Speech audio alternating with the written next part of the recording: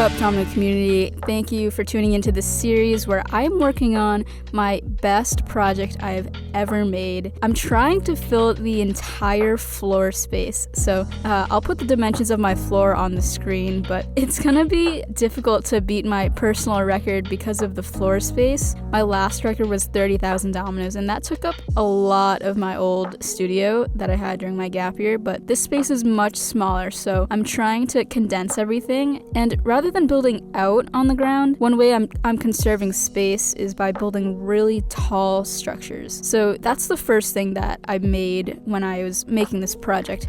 Always doing the structures first helps, because if you accidentally knock it down, then the dominoes that fall won't spread out and hit other things around it. So I first started out with this idea I had to sort of do something with the wallback technique. Now, if you don't know what the wallback is, it's basically where a wall falls, half of the wall falls on top and then the bottom half falls. I was kind of inspired by this trick along with a video that Benjamin Cruzier made. It would be so cool if a wall could go through a giant wall made of all these planks. Something like that was kind of the basis of the idea. Now, I first started out, I made a speed wall go through a wall of these other planks, and I thought, I could really exaggerate this trick even more. What if, now this is quite a stretch, but what if it was a reverse wallback? Imagine that the bottom half falls and then the top half. That would be super cool. Now,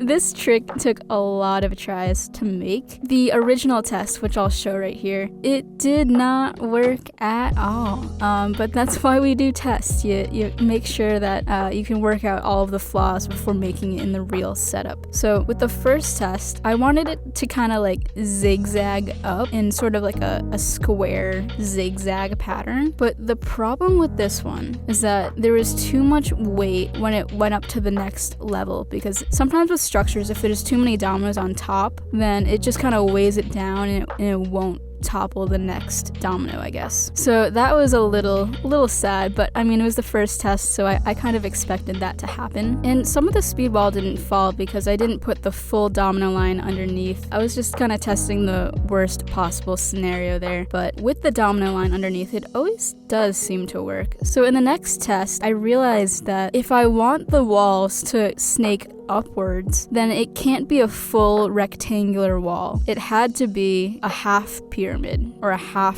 2D pyramid. So that way there isn't too much weight on top of the next layer, and it can kind of gradually build up to that taller portion of the wall. The next problem that I discovered was that the structure itself was actually too stable. So close! Oh!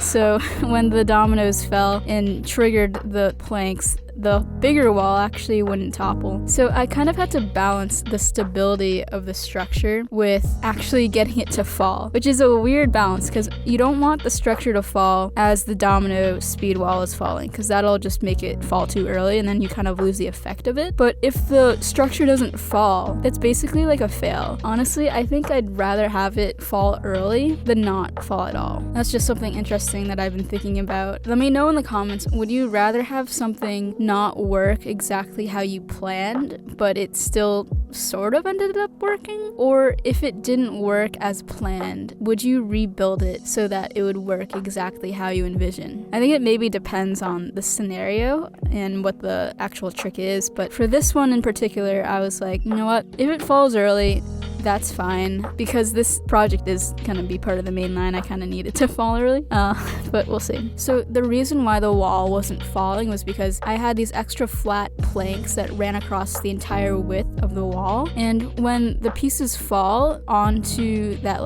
barrier layer, it acts as a really good barrier, even though it's only one row of planks. So I realized I needed to make the structure much taller so that there was more weight and more pieces falling on this barrier to really make sure that it topples over. Instead of having 6 zigzags going up, I realized, okay, instead of having 6 of these, maybe I'll just scale it to 2 and then use a half-speed pyramid to raise up these elevations. So that's kind of how it evolved. So I tried various wall techniques techniques for the larger structure, and I eventually decided to make the structure kind of based off of the column and alternating technique for the domino wall, and this is a little bit less stable, but it'll probably fall that way. Now, I did a ton of tests, and when I finally got it right, I was very happy. However, you can see that part of it did topple just a tad bit early because the stability.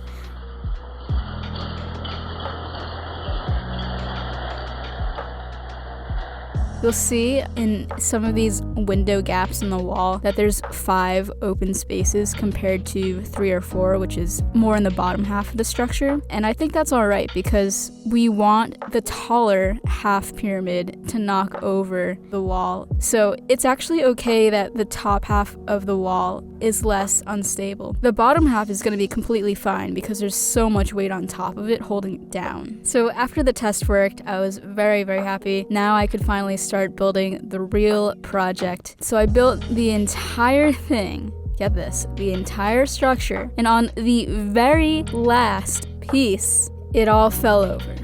This actually fell on the last piece. So sad. I was working on making the connection point, and I don't even know like what really happened, but my hand was like holding this piece, making the connection with string, and I think me just like touching the top of the structure was enough for it to like become unstable and fall over. Because the way this is all built, these 2 half speed walls are all connected on top of each other. So first of all, a speed wall of this height, just for one of those pyramids, is pretty tall. Even that in itself is unstable. So when you add more vertical dominoes on top of that, and then a whole nother half pyramid on top of the first pyramid, even if only one layer is sort of connected to that top piece of the first pyramid, it's a lot of vertically balanced dominoes, which makes it quite unstable. So I was building on a ladder, and I noticed that every time I stood up on it, the top of the speed wall would start shaking, and it was so scary. Like, I can't even describe. I had so many instances where it was just pure panic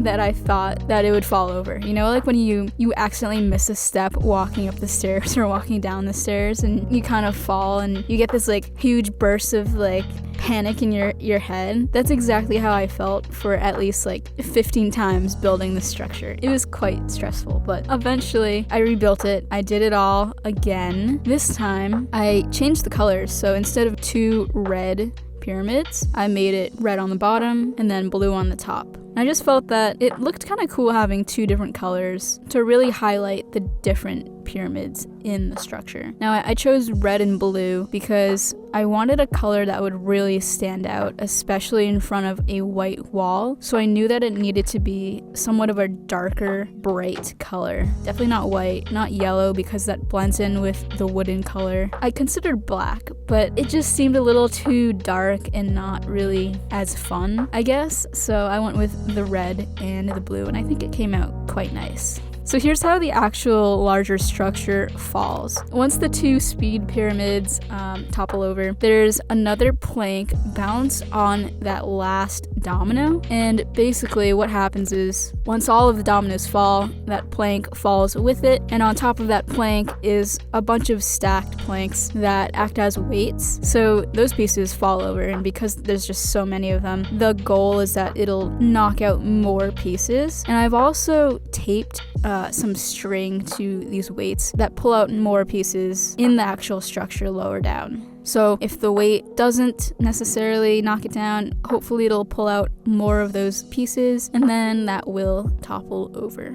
Wow, okay, this is probably the most in-depth behind the scenes video I've ever made. I almost feel like you can never be too detailed talking about this kind of stuff. There's just a lot of thinking that goes on behind the scenes, and I'm not saying everything that I thought. There's just too much to go into. But if you are enjoying this series, please let me know down below in the comments. I'm so excited to share this final video with you. I'm still building, but it is coming soon. Thank you very much. And I want to give a shout out to Scorpion Dominoes, who is our featured community member of this month. Congratulations. I love watching his videos. I see them all the time pop up in my Instagram feed, and he comes up with some really awesome designs. I just love seeing them. So go check out his channel. As always, I'm Lily Hevish, and keep on building.